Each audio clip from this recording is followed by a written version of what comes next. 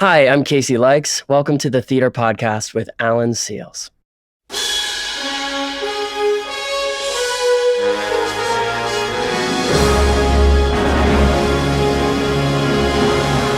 Hey everyone, welcome to an all-new episode of the Theater Podcast. I'm your host, Alan Seals, and our guest is none other than Marty McFly himself. Casey Likes, of course, and Back to the Future, the musical on Broadway. Something I can't wait for you to hear in this episode is what went through his head, what he was feeling when the closing notice for Almost Famous came through, which of course was his Broadway debut and didn't last as long as everyone hoped it would. And he strangely felt a lot of pressure after reading positive reviews about the show, because he was feeling the pressure of having to maintain that success. And then when the closing notice came, it was sort of like, oh yeah, this isn't about me, it's a business. I'm just going to take time for myself and recoup and recenter. And the way that the situation presented itself for him to leave Almost Famous and start Back to the Future, which almost didn't happen, by the way. He turned down Back to the Future at first because Almost Famous hadn't announced closing yet, and there was no way he could have done both at the same time, being Almost Famous at night, Back to the Future rehearsal during the day. So, of course, fate has its way, and now he is doing his thing. Can't wait to share this with you. Find me online on all the socials, leave a rating, leave a review, wherever you're listening. And now everybody please enjoy this episode with Casey Likes.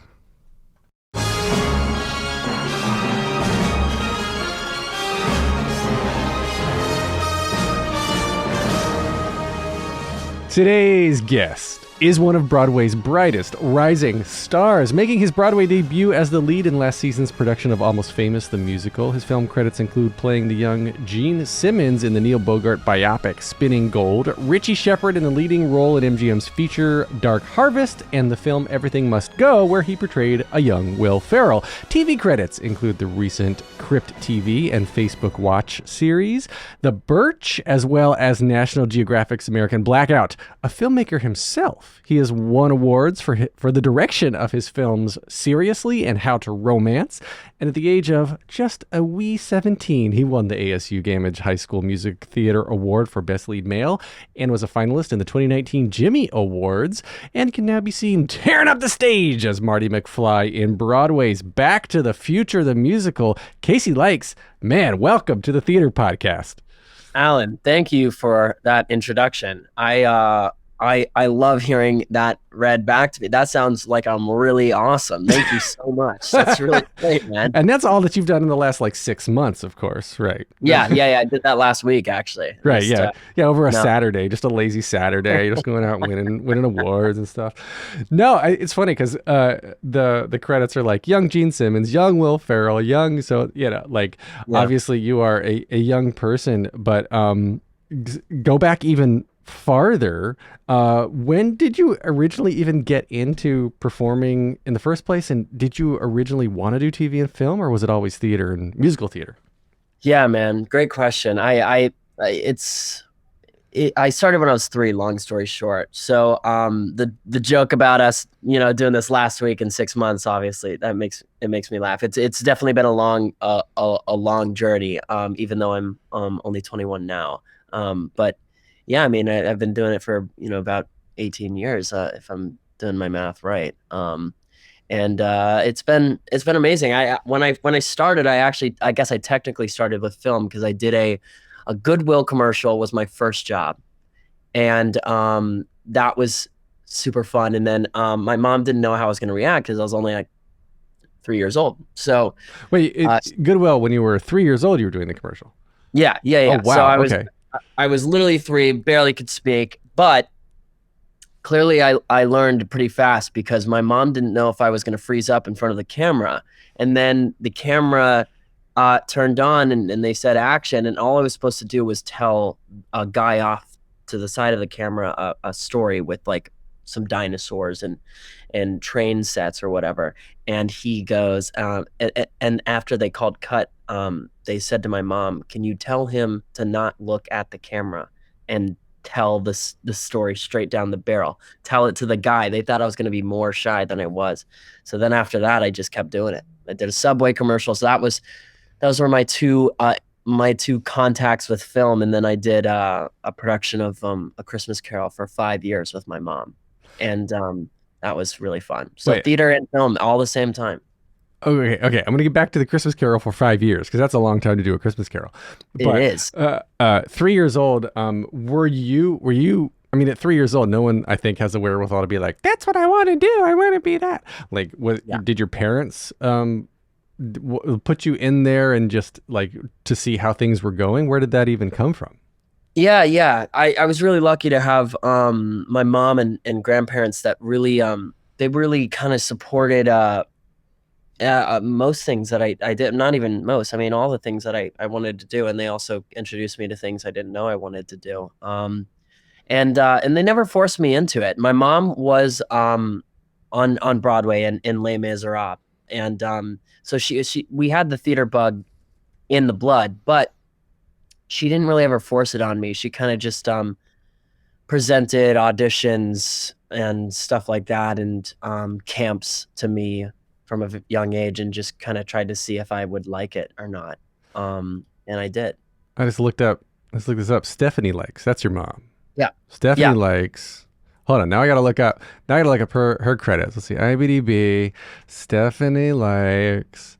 So yeah, Les Mis. Look at that. 87. What year was she in it? Because it ran from 87 to 2003. IMDb never tells you when the person's in it.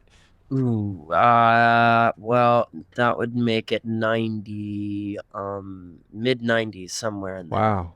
I wonder if I saw her because I came for like a high school trip in the in the 90s to see Les Mis. Yeah. That's incredible. Yeah, my mom came on a high school trip, and she saw that show, and then it was her like dream to just do that show. It wasn't even like I want to be a Broadway star. It was like I want to be in Les Miserables. That's specifically that's what she wanted. So literally, and then like within like a few years, she had done it. I mean, it was in the blood, and she double covered Eponine and Cosette, and yeah, now it's my favorite show. So, wow. Well, did you ever do sorry, I'm about to lose my musical theater card. What's the kid's name? Gavroche? Gavroche, yes. yeah. I did. You did? I've done the show twice. I did Gavroche when I was young at my community theater, Grease Paint Youth Theater in Arizona, and that was amazing. The experience was amazing. And then I did it again in high school with my mom directing me, because she was my drama teacher, and I played Valjean. That's interesting. That's very cool. Wait, Valjean, you didn't do Gavroche? I was the second time you did Valjean in high school. Okay. Yeah. So did you do the big fake beard and everything? I did. I do a beard. I don't think I did. If anything, it was like fake stubble or whatever. But I definitely I grayed the hair. I did all the old age makeup. Yeah, I remember using the little stipple brush and putting it on and being like, "Look at me, I got facial hair." And then now, now it's impossible to keep a clean shaven face. Yeah. You hear that, kids? Don't take it for granted. That's how I am, man. I like shaving twice a day to keep playing these kids. Oh man. Okay, so you grew up then in Arizona? Yeah, Chandler, Arizona. Went to Chandler High. It's my alma mater, and yeah, I love it. Born and raised. There's a Friends joke in there. It was right next to Monica and Ross, Arizona as well. Chandler. Okay, see, I don't know Friends at all. Isn't that horrifying? Neither do I, but I know it. Like, what are they? Okay, Chandler, Ross, Monica. That's all I got. That's all I got. I was never. Wait, you said Ross. All right. Yeah. Half of your viewers just left. By the way. I know.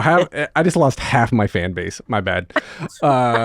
So then, at what point are you deciding that this is what you want to do permanently? Right. So you continue growing up, and it sounds like in your family, but at some point you're like, I either want to do this, or some people who are children of actors are like, this stinks. They're always struggling. They're always stressed, but yet you know the highs don't outweigh the lows, et cetera, et cetera.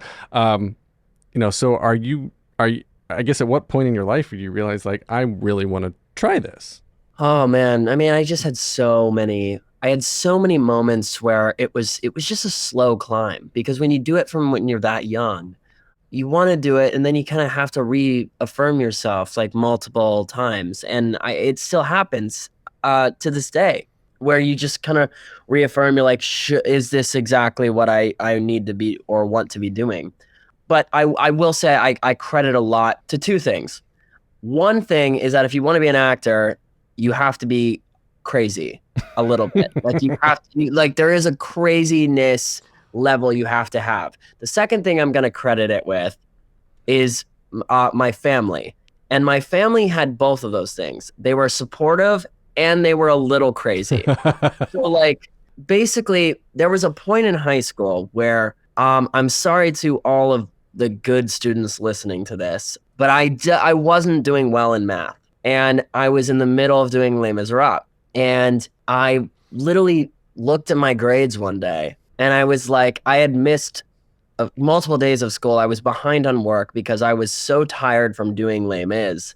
And I wanted to rest to make sure that my performance was good, because it's not a role you should be singing at 17. No. And so I looked at my grades and I just go, oh man, I really hope this is worth it. I hope I'm doing this for a reason. And my parents genuinely around that time were like, don't worry about it. You're never going to need this. You're never going to need calculus. And I go, but what if I do? And they're like, you're not. You're going to be an actor, or you're going to be. At the time, I wanted to do filmmaking as well. And I still do.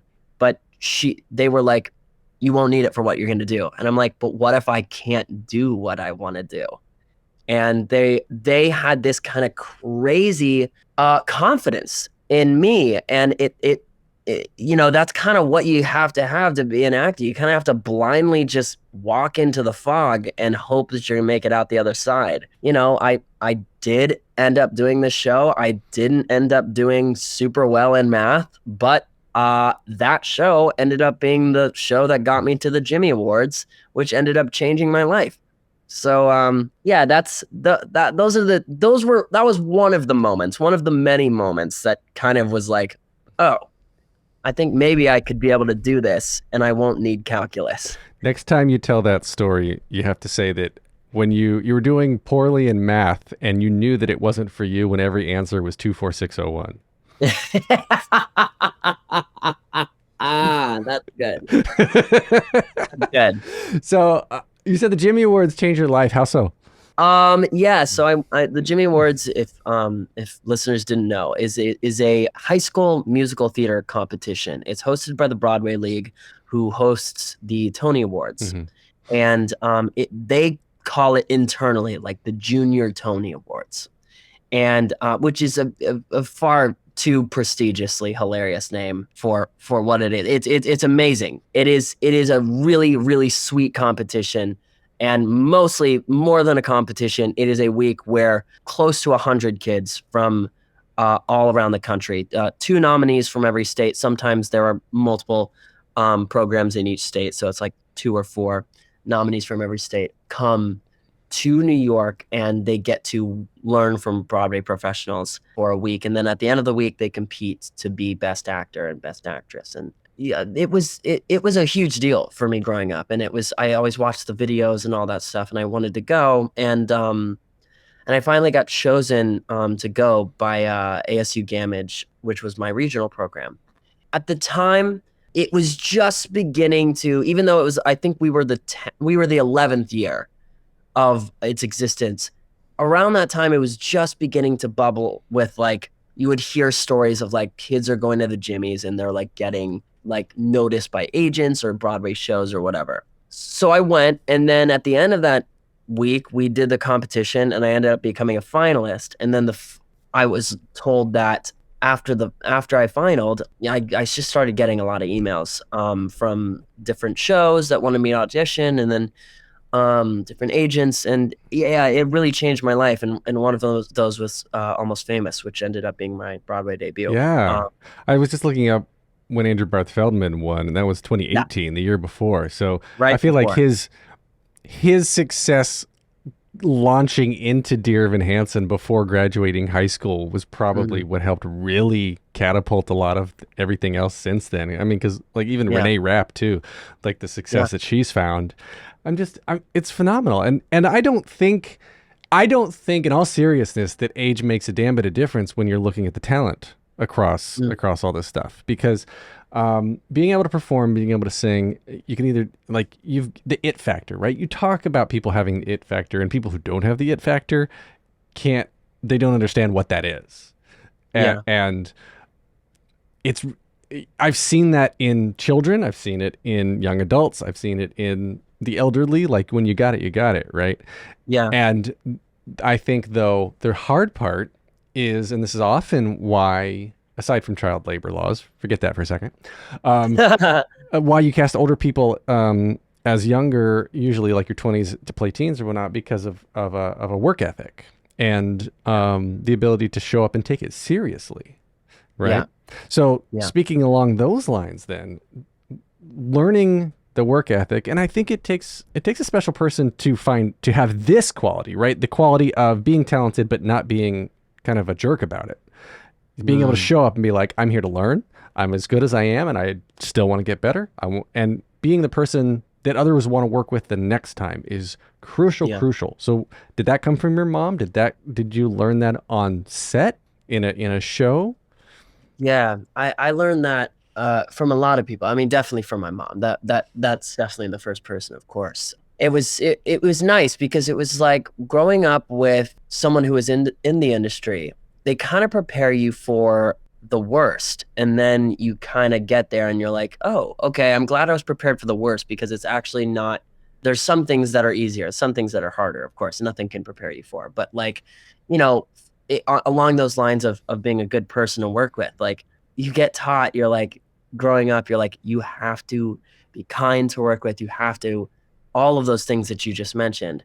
And then you get into the industry and you realize that there's a few people who haven't been taught that lesson and they're still working. So it actually makes you kind of stick out even more because you are following by the rules, I guess, it's always a shame to kind of see some people like that. I haven't had a lot of run-ins with people like that. I was very lucky with my family and Almost Famous, and Back to the Future has been great as well. And I did a little run with Outsiders as well, and that was a great experience as well. But it's nice that my family prepared me for that. The theaters I worked at growing up, Grease Paint, all of them, they prepared me for a lot. And Anika Larson, your mom in Almost Famous. Yes. God, it's talking about people that you want to work with the next time. She's amazing. Have you interviewed her? Yeah, I have actually. Oh, that's great. I gotta listen to that one. Yeah. And then I worked with her on her was it Broadway Gives Back, Green Alliance. We did a campaign last year for Earth. No, was it last year or this year? God, all the years are running together. Whatever Earth Month was, I guess it was this year, 2023. But yeah, I worked with her intensely for a little while, and just again, like you say, it's family. It just nice person, somebody that your chosen family, somebody that you do want to work with in multiple ways. I interviewed her for Almost Famous, and then a few weeks later found out we were going to work together for this for Broadway Green Alliance stuff. Yeah, and it was so much fun. It was so much fun to work with her. And anyway, I can't say enough good things. No, she's one of those people that like was taught the rules young, and then she just kept it up. Like the first day of rehearsal when I was 17, I think she asked to go to lunch with me on either that first or second day. It was just great. It was like, I mean, I'm sitting there, I'm 17 years old, and I'm across the table from a Tony nominee, and she's kind of giving me the lay of the land. She's like, there's going to be a lot of people who are gonna do this or this and this, and you have to stand up for yourself, and also just come in, do your work, do this, and blah blah blah. It was really great. She along with a lot of other of those people in that company just kind of raised me. It's not to say that I didn't come in and crap the bed a couple times. I appreciate your kindness of saying that that it's necessary to be a good person, and hopefully people want to work with me. I hope so. But there's a couple times when I wasn't able to be that best self, but I was 17. I was still learning, and I appreciate that whole gang for kind of sticking with me through that. As opposed to Roger Bart, who just called me up and was like, "Nope, that guy's a jerk. Don't work with him. Don't listen to anything he says." Oh man. Well, ditto, Roger. We're gonna be right back.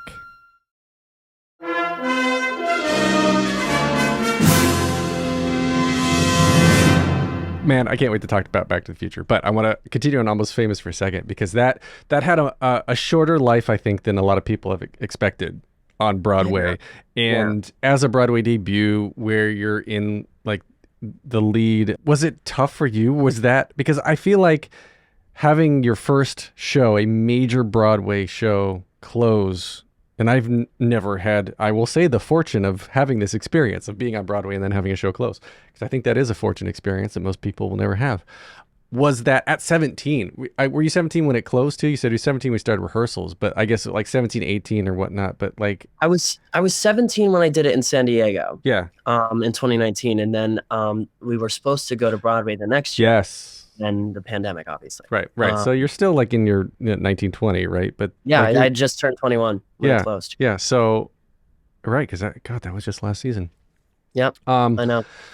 Knowing, I guess, is it hard to not take that personally? Because at the end of the day, it is a business, and it's coming out of a pandemic, which I attribute to a lot of the shows back then closing too early. You have limited runs that still closed early just because people were afraid to literally sit in a crowd of people. Yeah, no, I mean, you really phrased it super well, man. I mean, the whole process was really personal for me. I mean, it was just like, first of all, the story is about a young kid, not even 18 yet, leaves his senior year of high school to go on the road and basically live his dream with his personal rock stars. So what I was doing was leaving my senior year, going and living my dream on the road with my personal rock stars. I wasn't 18 yet. So already I was set up for emotional disaster. And then it just got even deeper past that, because then the pandemic hit, and then all of us became just like familial at that point. It was such a long road. And I even came in kind of late into the game to get it to Broadway. I did all the workshops past 2019, and yeah, I mean, I'm not gonna lie, they were prepared for this thing to rock. I mean, it rocked the West Coast. It broke records. It got rave reviews, and I think it was just a shock to everyone's system. And the most personal part about it for me was the reviews, because it was, first of all, shocking, and second of all, they were very kind to me, which I, for a little bit, wore a little bit as a badge of honor. And I was like, oh, they really liked me. And then after a while, it became this thing for me where I was like, it felt way bigger than me. It was like the weight of this show was like sitting on like someone's shoulders that was not equipped, I mean, so it was, and it doesn't even matter, because it's like, at the end of the day, I liked the show, and a lot of people did like the show. So I shouldn't have focused so much on the things that they liked or didn't like in the reviews, but because they liked me, if I was like ill one day and I couldn't be in the show, my mind would just run rampant of like, oh my God, like I hope they still like the show. Like in my understudies were fantastic. So it was a ridiculous thing to think about, but it was just like, it was very personal doing the show. Like it was like every night I was letting people in to like basically my last 3 years of existence, from my adolescence onto being 21 years old. So, but what was not personal about it was when we announced we were closing, which was very weird, because I got the call, and after I hung up, I was like, oh, this was always possible, and we just never considered it. Like, it was always possible that the show just wasn't going to do well. Right. And everyone had prepared me for everything about that Broadway experience except for that. And I was like, as soon as I announced it, I was like, oh, it weirdly gave me this little catharsis of like, it's not as personal as you think it is. It's really just a business. I know the show is about you. You think that, but it's really not. And it's literally the same show if you're in it or you're not in it. And it's people are gonna get another job after this. And weirdly, it kind of was a little bit more relieving knowing that it wasn't something I did. But I hope that all makes sense. It does, and it's surprising to me that it kind of had the opposite effect on you. That because, thinking whether misguided or not, that you were carrying the show, and a lead does to a certain extent anyway. That when it was closing, it made it less personal. That's really interesting. I'm glad you asked about it, because I don't think I've ever actually talked about it on any forum. But it was kind of a very interesting experience. Like I don't know how to explain it other than how I just did. Well, thank you. I think it's really interesting. Okay. So I will say, I did see the show. I went and saw it because once we announced we were closing, I was like, screw it, man. I've done this for 3 years. I'm calling out of a show, and I went and I saw it with both my understudies, because I called out twice. I got to see Andrew, who was fantastic, and Daniel was fantastic as well. And when I was watching the show, it gave me so much relief. And I was like, damn, I wish I'd done this like earlier. I wish I was able to like see the show from the outside and be able to be like, okay, my opinions on the show are enough, and it doesn't really matter. But it was weirdly that opposite effect, where like when it was successful and when moments of the show were pointed out as successful, I took it more personally than when like it just was taken away from me.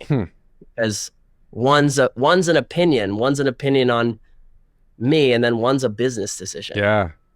Well, you're batting 1,000 for being in Broadway shows that are movie to musical adaptations. Yep. So, yeah. So you're doing great. Even the ones that haven't made it to Broadway yet, I still am batting 1,000 because I still only do adaptations. So. Okay. So Back to the Future is a property, and it's a property. It's a legacy. And I wonder if this is going to be one of those things, like 20 years from now, like Wicked, right? Or Hamilton or whatever, where it's going to be so popular and run in so many places and be around for so long that the originals are going to be remembered forever, like you and Roger. And then everybody else who falls in behind is going to be part of this legacy and this brotherhood. Because you talk about, I just interviewed Katie Rose Clark for Merrily, and she held the record for playing Glinda the longest on Broadway. And we talked about the sisterhood and the family that becomes of just sharing the stress of that role, right? Yeah. And the pressure of it. So Back to the Future being such an iconic property that so many people of now Broadway ticket buying age want to have presented to them in a certain way. Is that same kind of pressure, no pressure at all, different kind of pressure? Because you're stepping into something that everybody thinks they already know. Absolutely. I mean, it's absolutely a lot of pressure. I mean, that's the basis, but it's also, I felt more internal pressure about like the most bizarre things, where it was like, when I got the job, it was less about like, how do I come up to Michael J. Fox? And it was more about like, how am I going to do this job again? Like I was just, they had called me 3 days or 4 days before Almost Famous had closed. And that was just like, as we just spoke about, like just so much of me in that. And I was struggling with some health things at the time. And I just didn't know. I was like, when I got it, the pressure was really on about like, are you ready to get back on the horse like immediately and do the not leaving the stage thing for 2.5 hours again? And, sing at the top of your range and get emotional and not get emotional and be funny and, turn that on every day. Are you ready to do that? And it's like, of course I would love to. I mean, it's been my dream my whole life, but then there's sometimes your body and your mind is telling you, you can't do things. And it took a lot of talk to my family and doctors and a million of other people, and I finally just pulled the trigger and decided I was like, I'm gonna meet it there. I'm going to get there. So it just took months and months of training and getting ready to hop back on the horse again. But the pressure for the Michael J. Fox thing of it being this huge property didn't really come until I started, until I started seeing people at the door, the stage door, all of that. It was just huge. And that kind of it blew me away. There was also this comment of this kid on Facebook that said, "When is Casey Likes leaving so I can be Marty McFly on Broadway?" And I think he was a sweet kid. I think he said in his bio he was on the spectrum. And I read that comment, and I was like, wow, this is bigger than anything I've experienced before. Because Almost Famous has a following, but this is one of maybe the third biggest movie of all time, behind maybe like Star Wars and Jurassic Park. So it's like, it's international, and that's what's, I think, really, it's kind of what Broadway really needs right now. It's talking about this with a friend of mine the other day, is that obviously not an original story, but maybe not even an original concept. I don't know how often time travel with technology is done on stage, but the fact that it's coming in such a grand, perfect fashion, with a story and music that everyone everywhere can recognize and identify with, is something that we need, kind of to pull the industry, or keep the industry out of the rut that it's always threatening to fall back into, that I think, like we were talking about, Almost Famous, I think was a victim of. That, COVID's always out there now. It's going to be as prevalent as the flu, I think, right? It's just there's always going to be people that get sick from it. And so now we just got to get used to it. And I think we need more of the Back to the Futures, and we need this sort of big budget, big story, big action, this big action show to bring people back and put butts in seats, especially tourists, right? Because they're the bulk of the ticket buys, I think. I agree. I was just saying recently, I was like, I remember when my mom was telling me about what was it? I think it was Lion King. When Lion King came out and they were doing their out of town tryout and nobody had seen it. So when the animals start coming through the orchestra and all that, it was just like blew people's minds. I mean, just like full grown adults just bursting into tears and stuff like that. And that happens. Like, it's like there was a moment at the end of the show that you've seen it, and I don't want to spoil it, but I get to see people while it's happening, and it's just like full grown adults just like beaming or screaming or crying or whatever, and it's just like, it's so great to be a part of something magical like that, especially after there's so much criticism last year of so much minimalism happening.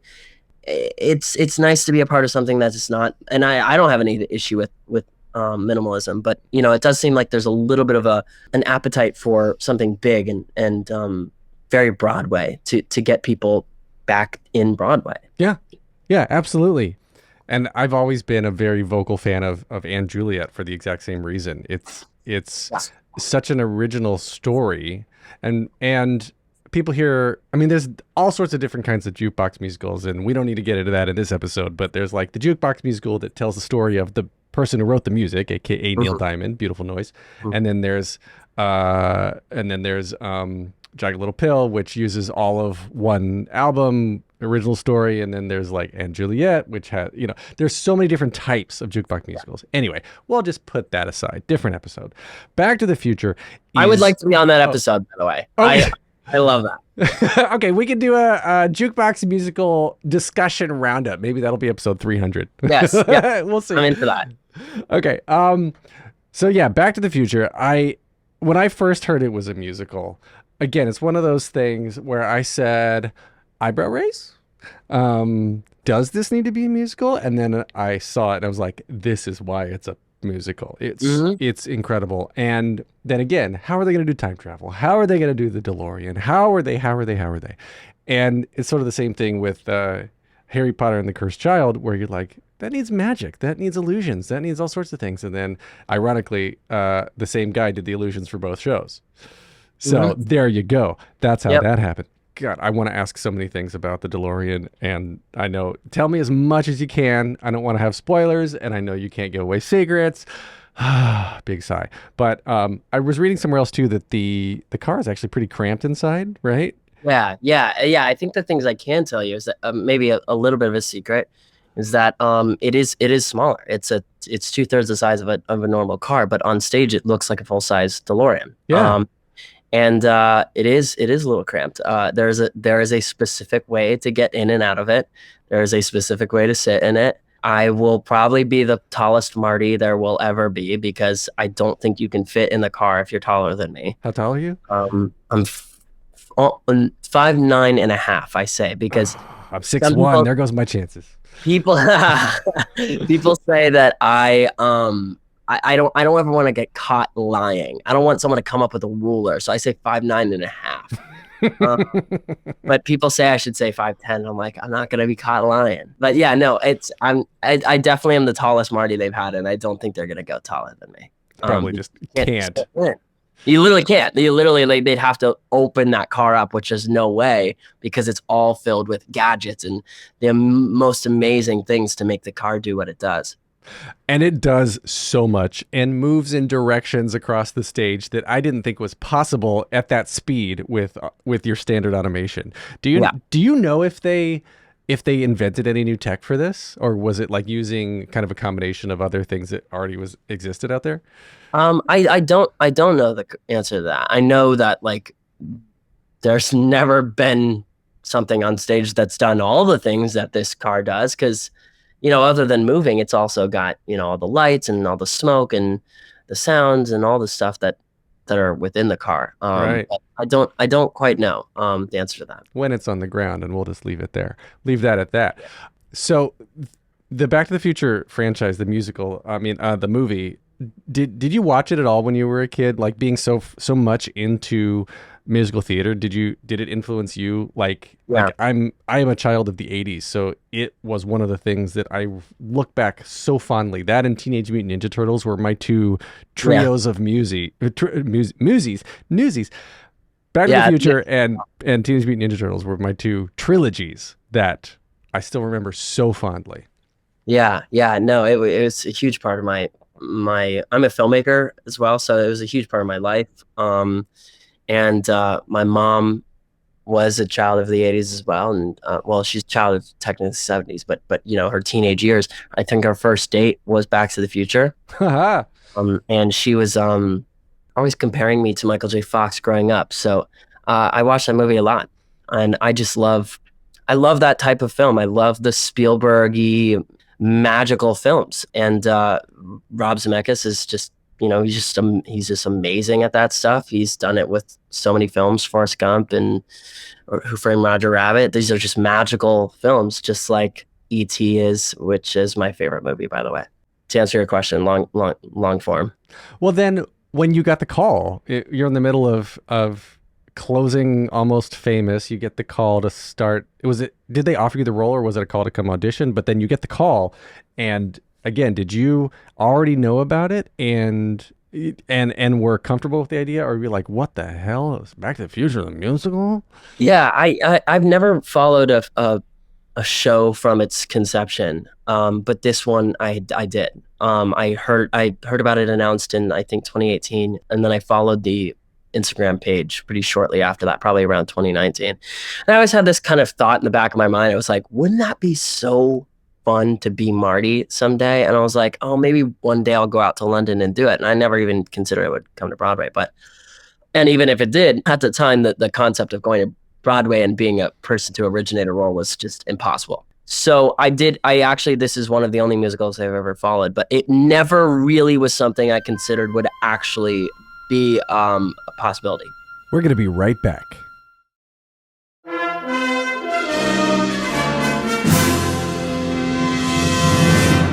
When they called, it was actually a very similar story to Michael J. Fox when he was in the film. They called me to audition in like November, and I was pretty set with Almost Famous, and I was planning on finishing out my contract, which would have conflicted with this. Even at that, I wasn't super like keen on like, jumping, even if I could have gotten out, which I wouldn't have been able to. Yeah, I would have, been doing double duty, rehearsing during the day and doing the show at night. And if you've seen Almost Famous and Back to the Future, there's just no way. It's just an impossible. Rough. Yeah, it's an impossible gig. I mean, both of them are impossible separately, let alone together. So, You need something like a time machine? yeah, Hey! you need a time machine and a lot of electrolytes. I just I couldn't do it. And I wrote them a very nice letter because I was just like, you guys have inspired me my entire life, and I'm just honored that you would ask me to audition. So thank you. And then the day after, Back to the Future, or Almost Famous, said they were going to close. Back to the Future called and said, "Hey, so remember when you said?" And I was like, "Okay, yes, I'll come in." So I came in the middle of a 8-show week. I think it was a couple days after Christmas, and I did one callback. I went back in to meet the music director later because he wasn't at the callback. But it was one audition, one callback. It was all the same day. They offered it to me a few days before the show closed, and so I was keen to it. I was excited about it. I'd seen some clips, and I thought what they were doing with it was really smart. And it was a lot of people ask me like, why do you do these decisions in your career? Why did you do this? Why did you do that? And I mean, frankly, man, it's just dope. Like there's not much else to say other than like Back to the Future, the musical is dope. It's really nice to be able to like be a part of something that's already moving. It's nice to be a part of a fan base that's already passionate about it. It's nice to be a part of something that's bigger than you. And I wish I had realized that even earlier on Almost Famous, but they're not there. They're not there for you. They're there for these characters that they really love. And that's relieving. It's really nice to know that it's not all on you. And it's just like, you just come in and give them what they love and they're happy. Was it difficult or encouraged to find this balance between the Casey and the Michael J. Fox? Because there's some lines where you kind of do the Michael J. Fox thing. Yeah. And it's very obvious, but is that intentional? And then like, God, the way that you play with Roger Bart on stage is I've seen the show twice, and both times the second time it got better, and I think you actually you made each other crack one night in one of the things you're doing. But yeah, that balance, was that difficult? Yeah. Thanks for asking, man. I mean, I come to think of it, I don't think they ever told me to. I think John wrote an email. John Rando, the director, after I got the role, sent me an email of just a few things to look like to start working on, and it was like guitar on this song, and then like this on this, and he did say, watch Family Ties and watch like the movie again, just get a grip on Michael, and just remind yourself of a little bit of what he did. But I think that was the last time we talked about Michael's performance. And I even asked at some point in rehearsal, I was like, where on the line of Michael to me do you want me to sit? And he said, whatever you're doing now. Which is basically what I did in my callback. And I didn't watch the movie before I did my callback. I was just kind of going off of memory. And since then, I've only watched the movie once. And I don't know if I'll watch it again before I'm done with the contract, because now I'm kind of in this groove of this kind of middle ground between the two. Because at the end of the day, like 90% of your audience came for Michael. I mean, like 90% of them came for Michael, and then 10% of them don't want you to do Michael at all. So I'm just kind of trying to basically pull a rabbit out of the hat and make both of those groups happy. Hopefully it works, but if not, I'm trying to do something that's really making me happy, because I love Michael's performance in that. And I also know that there's stuff that I just can't do like Michael. So I'm going to do it like me. Like at the end of the day, the prerequisites for what Marty McFly is not extremely deep and super hard to understand. He's a rebel kid. He doesn't understand his family. He's an artist, and he loves his girlfriend a lot, and he has a really deep connection with his best friend, who's Doc Brown. Those are the things you have to remember, and as long as you sit in those parameters, it doesn't really matter how much Michael you put into it. Just for me personally, I like to remind people of Michael in certain moments. I think it's brilliant. It's just the right amount, because I think it would be a trope that would get irritating if every line kind of sounded exactly like him. But like, because you have to make it your own, otherwise, like, you're not being you. I agree. Yeah, otherwise it'd be an impersonation, and at that point, then it really is a theme park show, which it's already a ride of a show, but it's like, at that point it's just like, and that's no hate to theme park shows, because my mom did theme park shows too, and I will probably also do a theme park show. But that's not what this is. Broadway wants to have something expanded and different, and worth the price of admission. So I'm trying to give you something different. Oh, well, great job. All right, so we're gonna end here with a little bit of Back to the Future movie trivia. See if let's go. See if you know these fun questions. Okay, first question. There's 5 of them. This one's pretty much a gimme, but what year was the original movie released? 1985. Correct. What was Marty McFly's original last name in one of the first drafts of the script? Wow. I don't think I know this. This is good. Marty McDermott. What? Yep, McDermott. I'm good with what they landed with. Yep, me too. Okay, Back to the Future was almost not the name of the movie. What did the producers want it to be called? Spaceman from Pluto. Yes, you're the only one to get that so far. Yes, I love that stuff. I think that is so funny. Spaceman from Pluto. Okay, question 4. How many times was Back to the Future, the script, rejected by studios? I'm not sure if I know the actual number, but I know like pretty much everyone turned them down. Yeah, Disney. So let's go Price is Right. Highest guess without going over. 10. 44. Oh my God. Wow. 44. All right. And I bet you'll get this last one too. In the first act scene where Marty's band, the Pinheads, is auditioning for the High School Battle of the Bands contest, who plays the school teacher who cuts the band short, announcing, "Hold it, fellas, I'm afraid you're just too darn loud." Huey Lewis. That's right. Huey Lewis. Fun fact, he gave me a note on Power of Love about the timing of it after he saw me opening night. No kidding. What did he say? He was just like, it was just mostly rhythmic stuff about like, after you sing part of the chorus, when you hit that, or the second verse, that power of love will keep you home at night. He really wanted that to hit fast and not like back phrased at all. Interesting. Oh, so he gave you the note because that's how you were doing it. He was like, "No, that's not how you do it, kid." Yeah, and he felt really nervous to give it to me. He was like, "Should I?"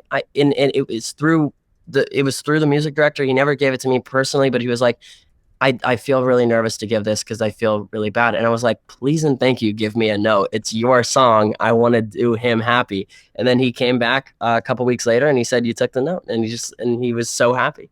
Yeah. Oh, and there was something else too that I was reading that they had the original team had Michael J. Fox take guitar lessons because they wanted the when he played to actually look real.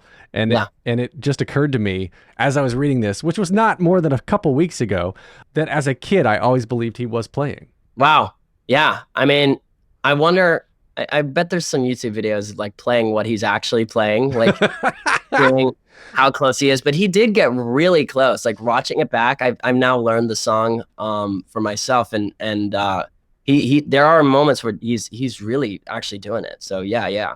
Have you seen on Instagram, there's a social media account that does like famous dances, but without any of the music, and it's just the sound effects. So like one of the recent ones I saw. Oh yeah. It was like Mick Jagger dancing without any music. She's like, yeah, and then the shoes squeaking on the floor. Like yeah. Yeah, that's what I imagine one of those videos would be about. Michael J. Fox playing the guitar like bing, bing, bing. Yeah. I mean, the beginning, what's great, he's definitely playing the beginning, but I mean, frankly, dog, I don't even know the solo very well. So he's he's probably doing better than me on the solo. Well, I think it looks pretty real. I was actually going to ask you if you played guitar for real, but it sounds like you had to learn for this. Oh no, I've known. I've known since I was 8. Oh, really? Really? So Yeah. so you're, I guess you can play Power of Love. Yeah. Oh no, it's not. Well, it's not Power of Love, right? It's Johnny Be Good. Johnny Be Good. Yeah. Yeah, I can play Johnny Be Good as well, but I learned Power of Love because I do it in the audition a little bit. Right. Oh, that's cool. Power of Love is easy. Johnny Be Good is easy up until a point, and then it just goes crazy. But I'm doing as much of it as I can because I'm not gonna disappoint my other guitar people. Do they have the guitar plugged in, like you're actually playing over the speaker, or it's just you're playing, but we don't hear it? I know I'm playing. I've practiced it at home. I don't know how much of it is me and how much of it is our guy downstairs, Aurelian. But I know I learned it. Like, it's connected to the sound system, fully tuned, like it's set at a real guitar? I know it's plugged in. I don't know what it's plugged into. It's plugged into like a speaker in the alley. Like, everyone walks by like, the hell is that? Wow, that sounds horrible. That's a horrible rendition of Johnny Be Good. What the hell is But credit to Aurelian. He's amazing. He's a great guitarist. That's so cool. Yeah, that was one of the things that that like one of the full body experiences of the show is like when you hit the downbeat of the overture of just like, again, it's these iconic songs that you just grew up with. So many people just know because they permeated every corner of the earth, you know? Yeah. Yeah, that's great. All right, so now we'll wrap up with the 3 standard closing questions that I ask everybody across my now almost 300 episodes. The first one is, thank you. The first one, very simply, is just what motivates you? It's really, I think it's always the people who have made me, you know? It's always the people who made me, I think. Just like the people, my family, the people who I did theater with growing up. I'm just always trying to make them proud, and I'm so excited to always share stuff with them. What advice would you give to your younger self and younger people listening now, starting out down a similar path? To never stop working on your craft, because once you think that you are the cat's meow, you probably aren't. So not to not have confidence about yourself, but I mean, I still take voice lessons all the time. I still need to improve my dancing, and there's always stuff to work on. It keeps you humble and it keeps you good. Well, now I want to challenge you to learn to learn and play without anybody covering you the full Johnny Be Good, including the solo. I'm dead serious. I'm close, and I'm pretty sure that like by the end of this, I will be able to have it all down, because every night it actually is a goal to me to like literally get every single note. That's cool. I mean, good on you for not trying to fake it. I think that's pretty great. No, I know. I mean, they'll come for me in the comments and the reviews too if I didn't. Like all he's doing is strumming, but it's a guitar solo? That makes no sense. I went to review one review one day, not about me, but they were like, "Aren't we past the day and age where people have to fake instruments on Broadway?" And I think the guy was playing like 20 instruments in the show. I was like, "Oh my gosh, give him a break!" like Jesus Christ. But no, I mean, I've learned it, man. If he can do 20 million instruments, I can at least do the guitar. There you go. All right, last question. This is the hardest one. If you can only see one show for the rest of your life, but you can see it as many times as you want, what would you see? Les Mis. There you go. Period. End of subject. It never gets old. It's the greatest show of all time. All right. Where can we find you online on the social media games? At Just Casey Likes everywhere on all the things. And I'm sure I'm going to have to get more into TikTok because we have TikTokers in our cast. Oh, yeah. Yeah. I mean, it brought Beetlejuice back from the dead. You can, you got to find some way of like duetting with the TikTokers. Yeah, that'll be good. That'll be fun. Yeah, I'm on Threads, Instagram, and TikTok and Facebook. Theater_podcast is my name there. Leave a rating and a review wherever you're listening now. And the most thanks of all goes to Casey Likes, who has given us the greatest conversation I've had all week. Thank you, sir. Thank you, Alan. Thanks for everything you do. This is so great. Awesome.